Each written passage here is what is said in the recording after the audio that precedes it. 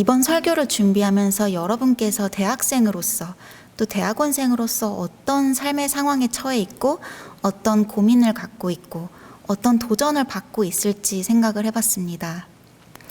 여러분께서 경험하실 도전에는 여러 가지가 있을 텐데요. 그중 언제나 어려운 것 중 하나가 바로 인간관계일 것이라고 생각합니다. 인간관계도 여러 다양한 모습을 띠는데 그 중에서도 나를 힘들게 하는 특정한 사람이 존재하는 경우에 학교 생활도 그렇고 여러 다른 사회생활을 영위해 가는 데 있어서 정신적으로도 많이 힘들고요. 또 심한 경우에는 삶 전체가 흔들리기도 합니다. 오늘은 나를 힘들게 하는 사람, 특히 나를 박해하는 사람에 대해 내가 어떻게 생각할 것인지에 대해 하나님께서 전해주시는 메시지를 나눠보고자 합니다. 어떻게 해야 그 사람과의 관계를 넘어서 삶 전반에 있어서 평안을 얻고 또 하나님께서 원하시는 방향으로 살아나갈 수 있을지에 대해 나눠보고자 합니다. 나를 힘들게 하는 사람의 범주는 상당히 넓고 그 중에서도 성경에 등장하는 단어로는 다소 강한 어휘이지만 원수 정도가 적합할 것입니다. 특히 나를 박해하는 사람, 나를 못살게 구는 사람을 삶의 여러 영역에서 마주한 경험이 있을 것입니다. 박해는 가정에서도 학교에서도 직장에서도 발생합니다. 부당하게 누군가를 지속적으로 비난해서 정신적으로 피해를 주는 경우도 박해의 일종입니다. 그리고 음해적인 소문을 내거나 주장을 하는 경우, 또 모욕적인 언행, 권력의 남용, 또 사회적인 배경이나 생물학적인 차이를 근거로 차별하는 경우 역시 박해의 한 유형이라 할 수 있습니다.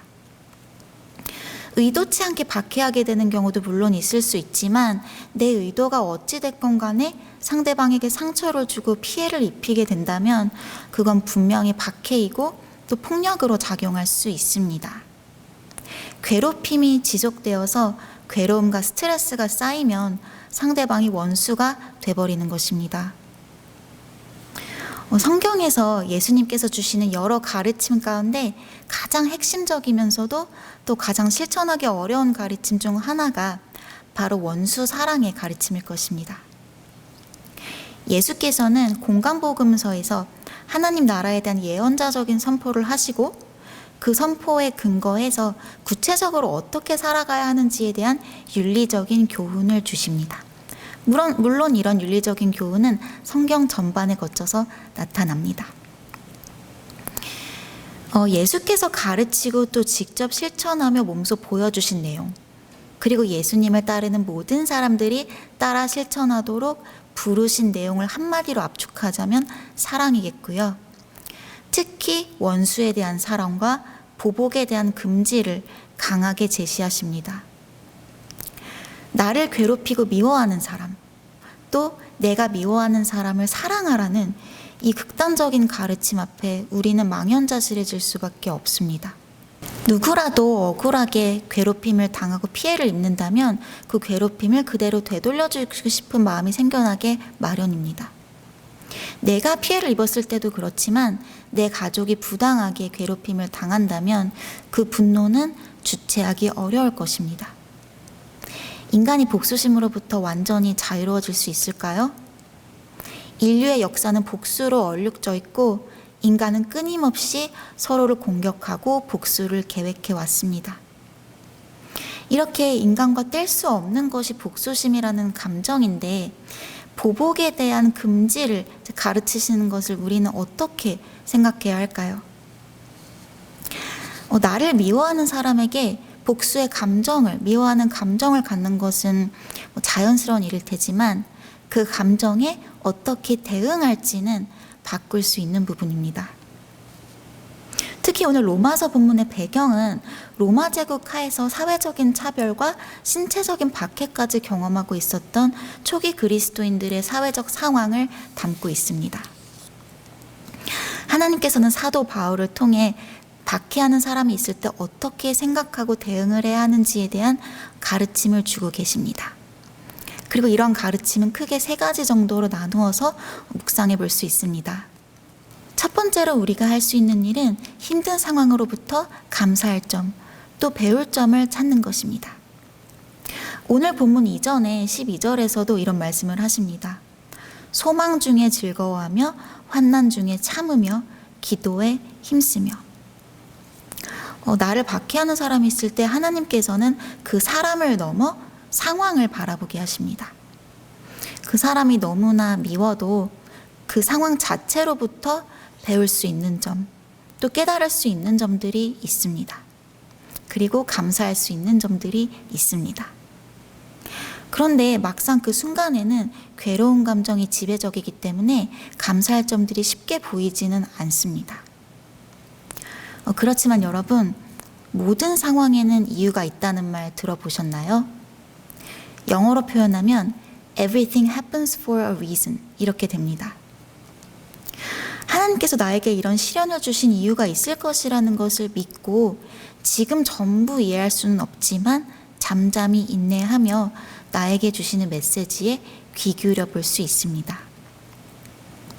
디모데후서 1장 7절에서 역시 말씀하십니다. 하나님이 우리에게 주신 것은 두려워하는 마음이 아니요 오직 능력과 사랑과 절제하는 마음이니.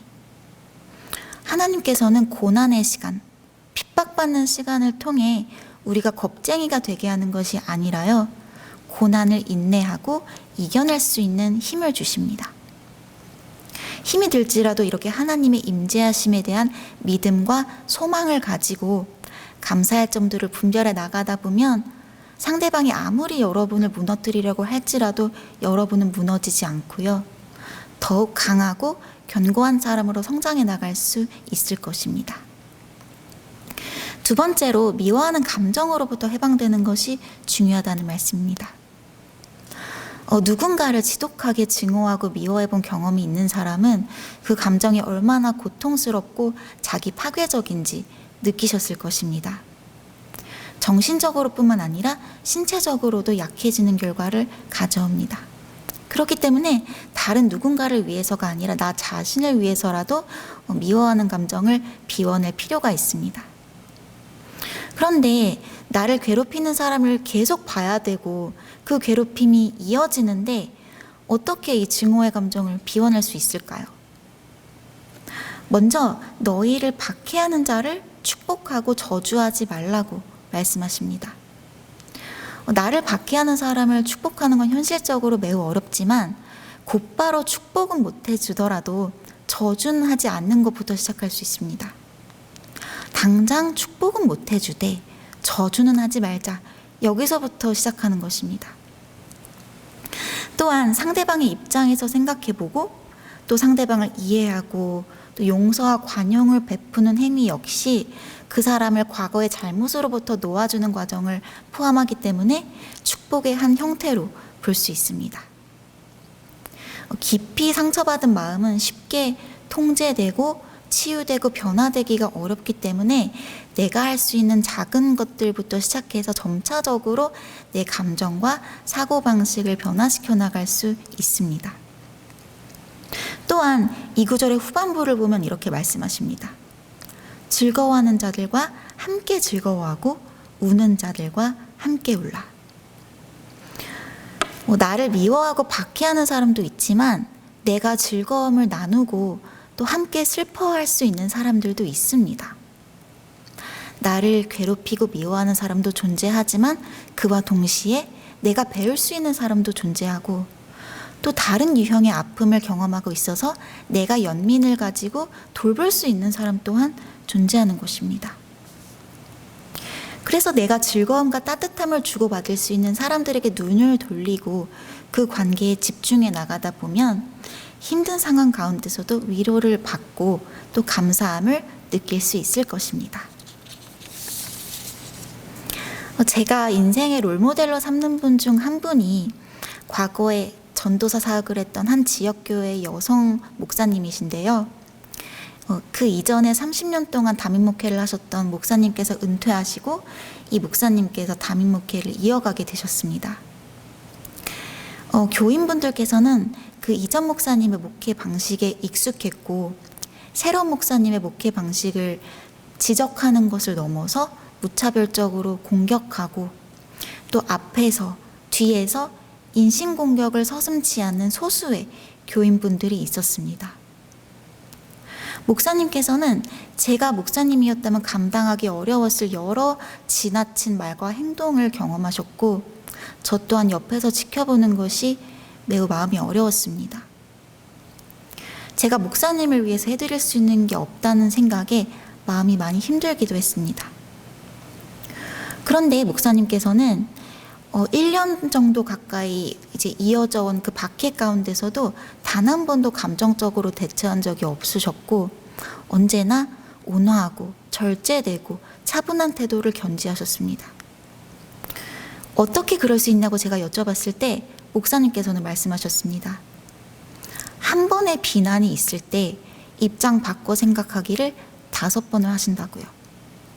5번이요? 제가 놀라서 이렇게 여쭤봤을 때 목사님께서는 말씀하셨습니다. 한두 번 가지고는 절대 이해가 되지 않았고 괴로운 마음만 커져갈 뿐이었는데 5번째로 입장을 바꿔 생각해 보니 정말 조금씩 이해가 되면서 그 미워하던 괴롭던 감정이 긍휼의 마음으로 바뀌었다고요.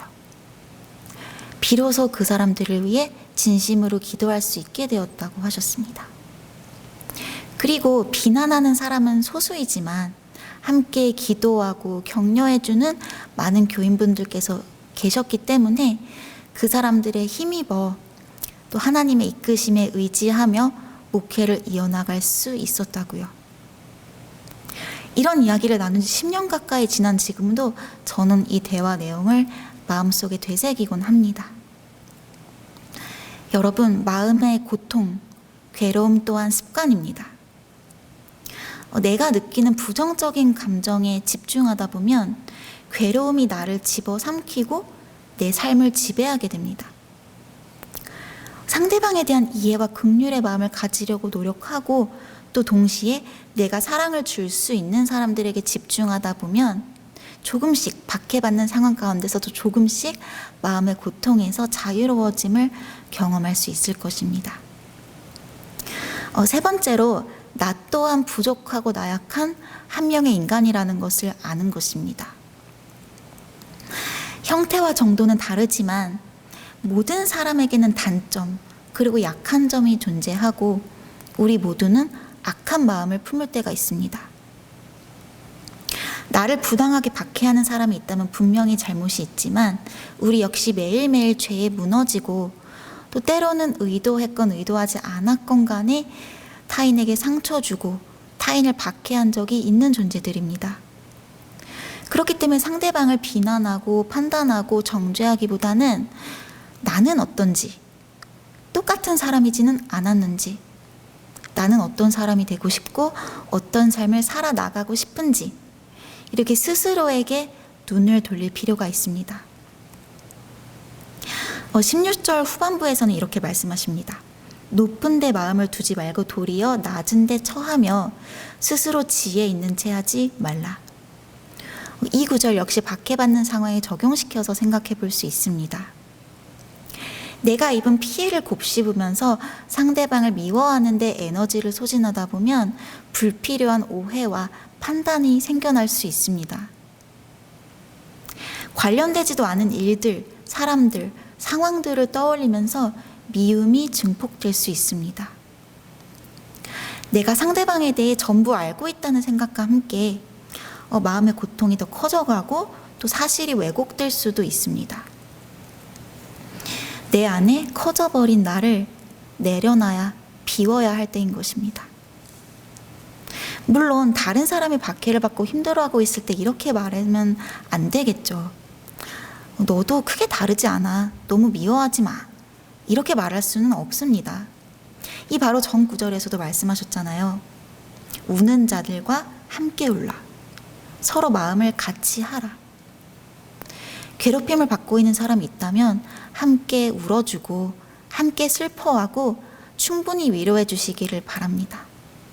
다만 나 자신을 돌아볼 때는 나의 지식과 지혜를 부풀려서 상대방을 미워하고 보복심을 키워가는 데 사용하기보다는 자기 성찰, 자기 반성을 통해 보다 선한 삶을 도모하도록 우리 모두를 초대하신다는 그런 말씀입니다. 이런 일련의 메시지들은 물론 실제 삶에서 이행하기가 매우 어렵습니다. 이렇게 하나님의 말씀을 나누는 저 역시 매일매일 제가 믿고 선포하는 하나님의 가르침과 또 저의 실제 삶 사이에 괴리를 경험하곤 합니다. 그렇지만 하나님께서는 우리가 하나님의 자녀로서 구별된 삶을 살기를 원하십니다. 세상이 가르치는 대로 받은 그대로 갚아주고 복소심을 키워가라고 가르치시지 않습니다. 그리스도인의 삶은 세상이 가르치는 그 공평을 추구하는 삶이 아니라는 것입니다. 때로는 이런 구별된 삶의 무게가 너무나 크고 무겁고 너무 멀게만 느껴질 때가 있습니다. 그렇지만 우리가 마음속 깊이 또 되새겨야 할 점은 하나님께서는 그런 구별된 삶, 원수사랑의 가르침을 무조건적으로 우리에게 주입하는 그런 가혹한 분이 아니라는 것입니다. 누구보다 우리를 잘 알고 이해하고 만져주시고 위로해 주시는 분이 바로 하나님이십니다. 우리가 일일이 저 박해받고 있어요, 저 힘들어요 이렇게 아뢰지 않아도 하나님께서는 이미 여러분의 모든 상황과 생각과 감정을 알고 계시고 결국에는 선한 방향으로 여러분의 삶을 이끄실 것입니다. 시편 84편을 통해서도 말씀하십니다. 여호와 하나님은 해요 방패이시라. 하나님께서는 언제나 여러분을 지켜주십니다. 언제나 눈동자처럼 여러분을 지켜보고 계십니다. 약할 때 강함 되시는 하나님께 의지하며 정말 선으로 악을 이길 수 있는 여러분 한 분 한 분이 되시기를 주님의 크신 이름으로 축복합니다. 이제는 우리 주 예수 그리스도의 은혜와 주 하나님의 크고 놀라우신 사랑과 성령님의 감동, 감화, 교통하심이 박해 가운데서도 감사한 점들을 찾아가고 또 하나님의 이끄심에 매 순간 의지하며 주변 사람들과 사랑을 나눌 줄 아는 연세신학 공동체 구성원들 가운데 지금으로부터 영원까지 함께 있으시기를 간절히 축원합니다. 아멘.